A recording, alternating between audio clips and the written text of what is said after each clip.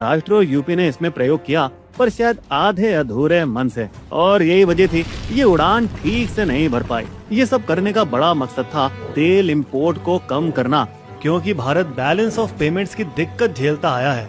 और ये कहीं ना कहीं सही भी था, क्योंकि फॉसिल फ्यूल्स का इस्तेमाल कम करने से प्रदूषण भी घटता है दोस्तों, जो आज के समय में बेहद ही जरूरी है। लेकिन इतने नेक इरादे होने के बावजूद सरकार पर E20 को गलत तरीके से लागू करने के आरोप लग रहे हैं, जैसे कि उनका जबरदस्ती 20% ब्लेंड थोप देना। इसकी बजाय शुरुआत उनको कम प्रतिशत से करना चाहिए था। इसके अलावा पुरानी गाड़ियों के इंजनों को E20 के हिसाब से तैयार होने का पर्याप्त समय भी नहीं दिया गया, जिससे ब्लेंडेड फ्यूल की कीमत साधारण पेट्रोल के बराबर हो गई और हम ग्राहकों की जेबें और भी ढीली हो गई।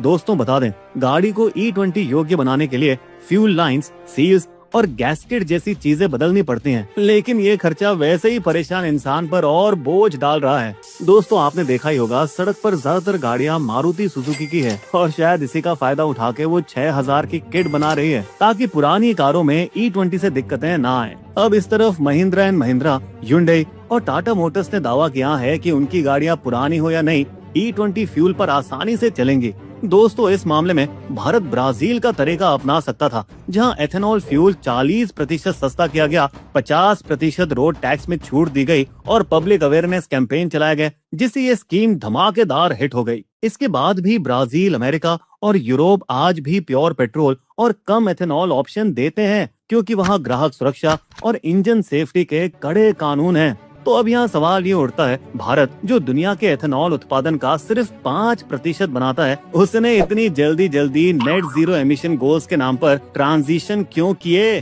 दोस्तों वैसे बता दें कि ये सारे बदलाव 2014 में हुए थे, जब नई मोदी सरकार बनी थी और उनके ट्रांसपोर्ट मिनिस्टर नितिन गडकरी ने इस आइडिया